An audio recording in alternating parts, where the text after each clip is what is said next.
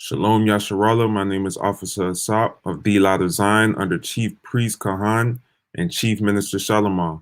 In today's topic, we're going to be posing the question, do you really trust Yahawah?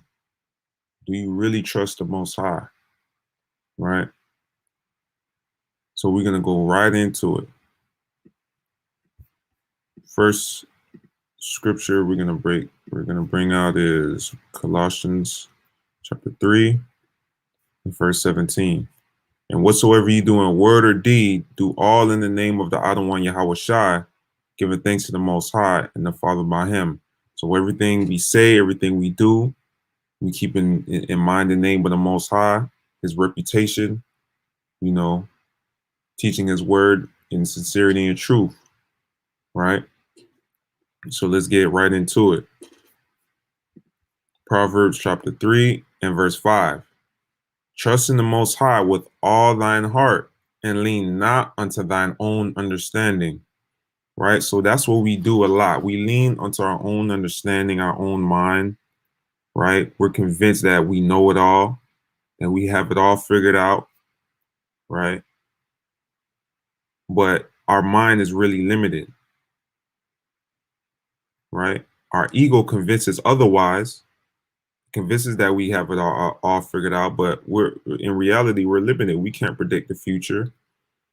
There's a lot of things that we're limited in doing, but society makes us believe that we're limitless, that we can know the future, right? Some of these ways they allow us to believe that is through horoscopes, right? They give us our daily horoscopes or daily affirmations to make us believe that we can predict what's going to happen today. The sun is in this degree, so your emotions are going to be in this position. So be aware that these emotions are going to attack you, but that's all bull, and at its root, it's witchcraft, right? Horoscopes, tarot card readings, right? Speaking to dead ancestors. That's very popular amongst our people. Speaking to our dead ancestors. All of that is witchcraft, right? Let's get that in the law. Right, this Deuteronomy chapter 18 and verse 10. There shall not be found among you anyone that maketh his son or his daughter to pass through the fire, or that uses divination, or an observer of times, or an enchanter, or a witch, or a charmer, or a consulter with familiar spirits, talking to the dead, right? Or a wizard or a necromancer, right? All these different things, divination, these are names, are the original names of these things that we call horoscopes, tarot card readings, right? These things is witchcraft, right? Verse 12, for all that do these things are an abomination unto the Most High. And because of these abominations, the Most High, thy power, doeth drive them out from before thee. These things are an abomination to the Most High, right? So we shouldn't be adhering to these things, right? These are symptoms of us leaning onto our own understanding, not giving our full trust in the Most High, right? Let's give an example of someone who did this right here, this abomination, this wicked act, right? Right. This is 1 Samuel chapter 28 and verse 5. And when Saul saw the host of the Philistines, he was afraid, and his heart was greatly trembled. Right. So Saul, he was the king of Israel at the time, and he was at war with the Philistines, but he was afraid because he had no real strategy on how he was going to win against the Philistines. David had left them, cleared it on them because he tried to kill David, right? And Samuel, right, the judge, the last judge who anointed Saul to be king, he was dead, right? And plus, the Most High wasn't dealing with him because Saul was just going off, right? So let's keep reading. And when Saul inquired of the Most High answered him not, neither by dreams, nor by Urim, nor by prophets. So the Most High wasn't dealing with Saul. All right. So Saul had nothing to turn to. So let's see what he does. Then said Saul unto his servants, seek me a woman that hath a familiar spirit, that I may go to her and inquire of her. And his servant said to him, behold, there is a woman that hath a familiar spirit at Endor. And Saul disguised himself and put on an other raiment. And he went and the two men with him, and they came to the woman by night. So he knew, excuse me. So he knew what he was doing, right? He couldn't come as the king, coming to a woman that deal with familiar spirits, because why? Previous chapters, he put away those things. He put away anyone who was dealing with familiar spirits, right? But now he's, going back to the things that he put away, right? And he said, I pray thee, divine unto me by the familiar spirit, and bring me him up, whom I shall name unto thee. And the woman said unto him, behold, thou knowest what Saul hath done, how that he hath cut off those that have familiar spirits and the wizards out of the land. Wherefore there layest thou a snare for my life to cause me to die? Right? So that's what happened, right? He cast out those people who were dealing with familiar spirits, right? And Saul sware to her by the Most High, saying, as the Most High liveth, there shall no punishment happen to thee for this thing. So this man is really calling on big homie, saying, man, I got you. My big homie, he ain't gonna do nothing to you. I'm gonna chop it up with him, and nothing's gonna happen to you because that's my big homie. He's talking on the big homie that that's not even dealing with him no more. Right? That sounds crazy. All right, where were we? Verse 11. Then said the woman, whom shall I bring up unto thee? And he said, bring me up Samuel. And when the woman saw Samuel, she cried with a loud voice. And the woman spake to Saul, saying, why hast thou deceived me? For thou art Saul. Right? So she peeped game. She peeped that was Saul. And the king said unto her, be not afraid, for what sawest thou? And the woman said unto Saul, I saw gods ascending out of the earth. And he said unto her, what form is he of? And she said, an old man cometh up, and he is covered with a mantle. And Saul perceived that it was Samuel, and he stooped with his face to the ground and bowed himself. And Samuel said to Saul, why hast thou disquieted me to bring me up? And Saul answered, I am sore distressed, for the Philistines make war against me, and the Most High departed from me, and answereth me no more, neither by prophets nor by dreams. Therefore I have called thee, that thou mayest make known unto me what I shall do. Then said Samuel, wherefore then doest thou ask of me, seeing the Most High is departed from thee and become thine enemy? So Samuel's like, so why are you calling me when the Most High, you're an enemy of the Most High? What do you think? What do you expect me to do?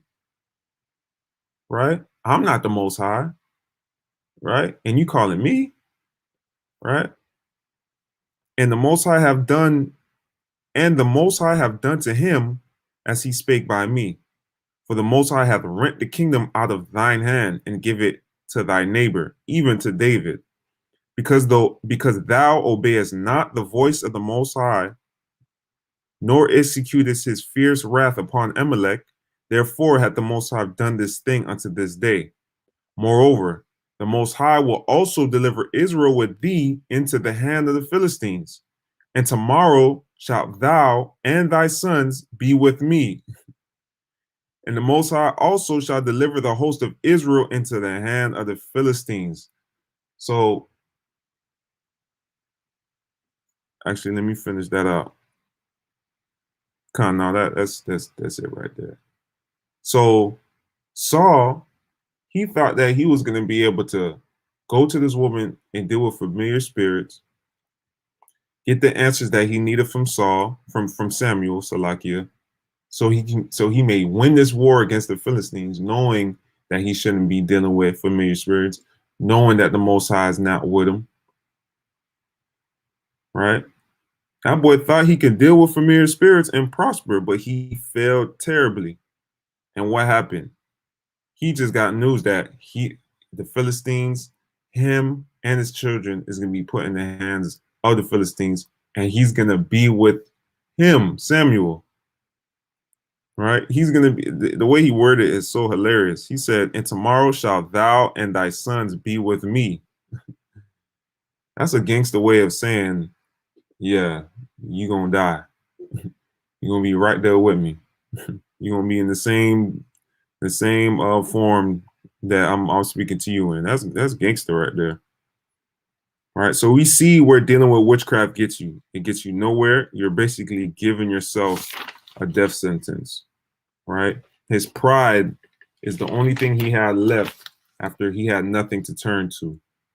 And we see what happens when you deal with pride, right? This is Proverbs chapter 16 and verse 18. Pride goeth before destruction, and an haughty spirit before a fall. That's exactly what happened. Saul was dealing with pride.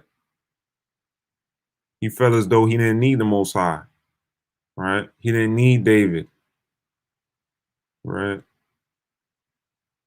So what's the opposite of pride? The opposite of pride is humbleness, meekness, humility, you know, accepting when you're accepting when you're wrong about something, right? Leaning unto the Most High. That's humbleness, knowing that humbling down to the fact that you don't know it all. You can't predict the future. There's a lot of things that we can't predict. That's why we have to put our trust in the Most High and believe that the Most High got us. Right? This is First Peter's chapter 5 and verse 6. Humble yourselves, therefore, unto the mighty hand of the Most High, that he may exalt you in due time. Right? That's what you can look forward to when you humble yourself unto the Most High. He's going to exalt you in the right time, though. Right? When you read the history of Susanna, you see that she feared the Most High. Right? This is Susanna chapter 1 in verse 1. There dwelt a man in Babylon called Joachim, and he took a wife whose name was Susanna, the daughter of Chelcias, a very fair woman, and one that feared the Most High.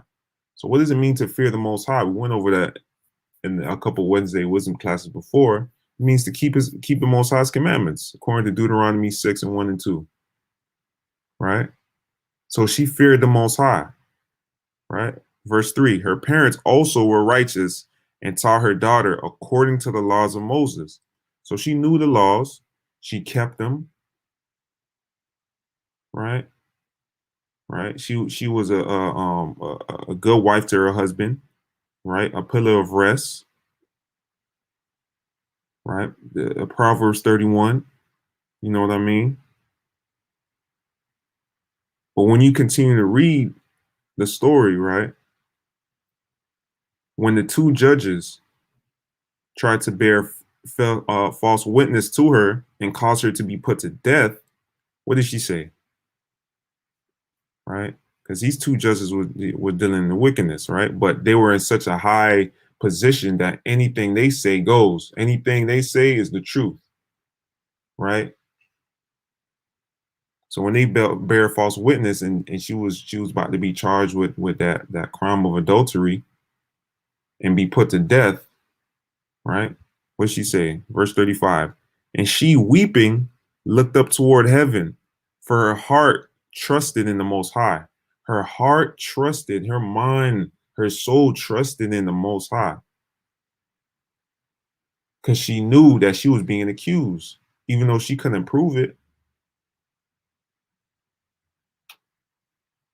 Right?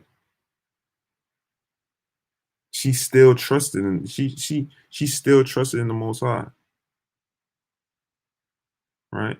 And when you continue to read the story, right, you find that the judges end up being Daniel ended up interviewing both judges separately, and they both lied on the tree that the said act was committed under, and they proved themselves um, um, lying on the sister, on Susanna, and they got put to death. and Susanna was freed from that persecution, right? So that's what happens when you keep your trust in the Most High. He will exalt you in due time, right? This is Psalm chapter 56 and 11. In the Most High have I put my trust. I will not be afraid what man can do unto me. She had this mentality that as long as I keep my trust in the Most High, he's going to deliver me, right? Because, you know, when you start to humble yourself towards the Most High, when you start believing that as long as you keep his commandments, not doing evil in his sight, as long as you're not sinning, as long as you put him first in your life decisions, he'll do his part and reward you for your trust. Just like how he looked out for Susanna, just like how he looked out for David when he slew Goliath, right? It may seem stressful at first. Susanna could have folded, right?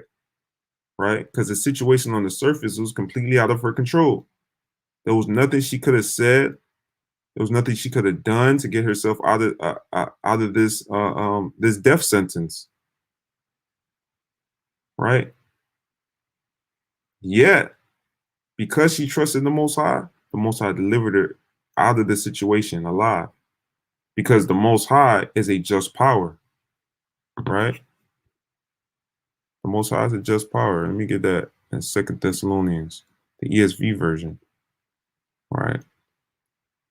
The book of 2 Thessalonians, chapter 1 and verse 6.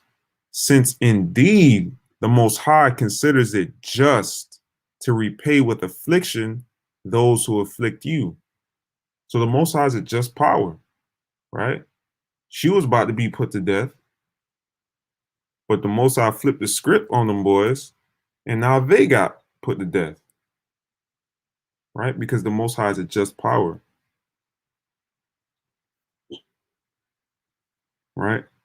So as long as we keep in his commandments, right? Right? That's as long as you're keeping his commandments, you have the ability to keep that trust in the Most High, because the Most High is going to repay you for what you're doing for him by keeping his laws, right?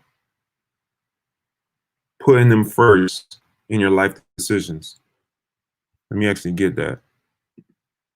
This is Psalms 37 and 5. Commit thy way unto the Most High. Trust also in him, and he shall bring it to pass. We got to commit our ways into the Most High. Any plans that we have, business plans, plans of going to school, of getting certain degrees,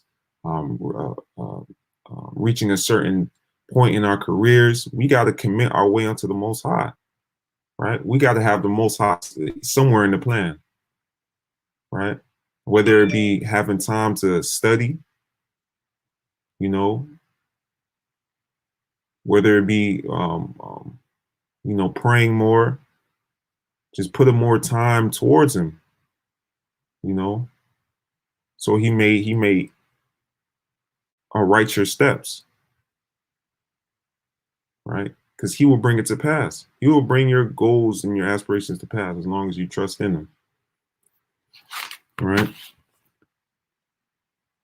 Right? When you truly trust the Most High, it brings you happiness and peace. Who doesn't want that? Who doesn't want happiness and peace?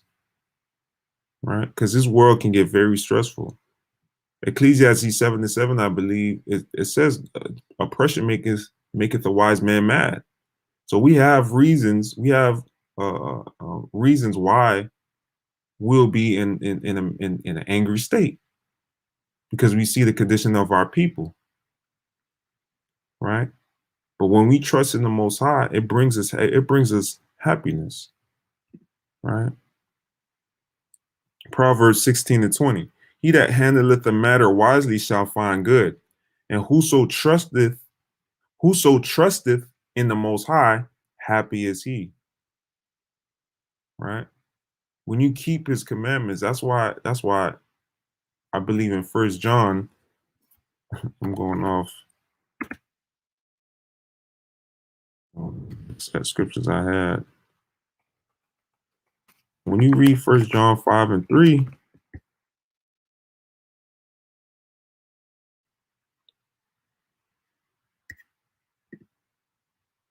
right? For this is the love of the Most High, that we keep his commandments, and his commandments are not grievous, right? There's a reason why it says, and his commandments are not grievous. It shouldn't feel like a burden to do the Most High's commandments, right?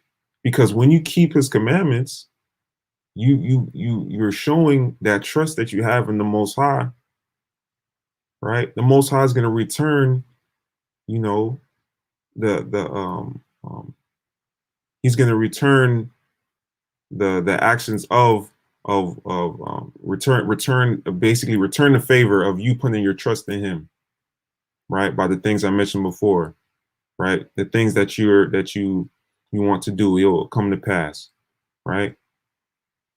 These things will make us happy just by keeping the Most High's commandments. That in turn brings happiness, because the results, is going to make us happy, right? I just have to go off real quick. I wish I could explain that better, but hopefully the point I'm trying to make. But this is Isaiah chapter 26 and verse 3, right? Thou will keep him in perfect peace, whose mind is stayed on thee, because he trusteth in thee, right? So not only happiness, but we'll also have peace when we trust in the Most High. Trust ye in the Most High forever, for in the Most High, Yahawah is everlasting strength. And we also gain strength by trusting in the Most High. You know what I'm saying? Life may throw curveballs at you and may stress you out. It may cause you to become worried or afraid.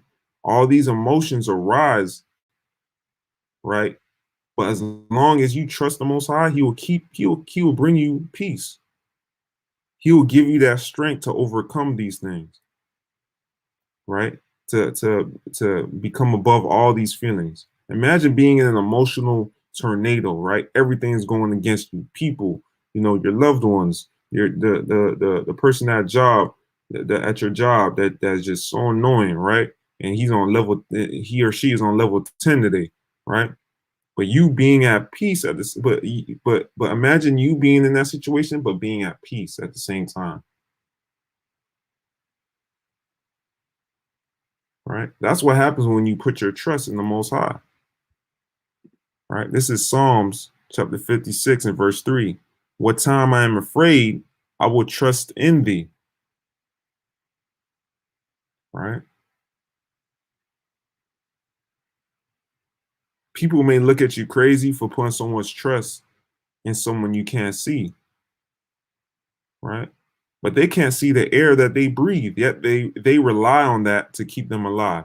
They rely on waking up in the morning and knowing that they can another day at work,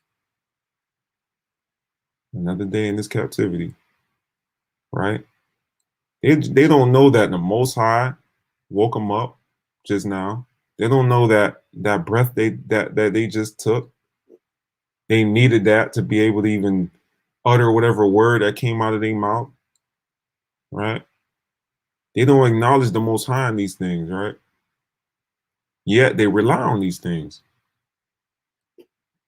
right? But people look at you crazy for trusting in the Most High power, right? But that's the faith that we have in the Most High. The faith that we have in the Most High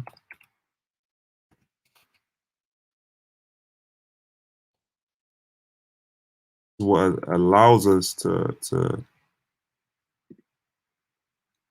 move in that spirit, of trusting in something that we can't see. So this is Hebrews 11:1. Now faith is the substance of things hoped for, the evidence of things not seen. This is a two-part definition, right? Now faith is the substance of things hoped for. It is the active, continual confidence, right, in the things that we hope for for that it may come to pass, right? Now, the action of having faith is in turn the proof of things we cannot see, right? So having faith in the Most High allows him to bring to pass the things that we hope for, which in turn is evidence of the existence of the Most High, whom we cannot see, right? Because that faith is that continual confidence, that believing in his existence, right? Right. That's that first definition of faith.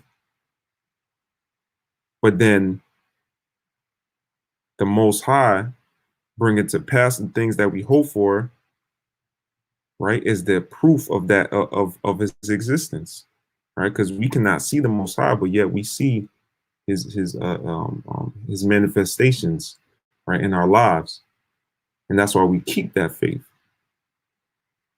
right? So what are some of the things that we hope for? Well, one of the main things we hope for, Yahawah, is salvation, is to be saved from this captivity, right? That's when you go to Romans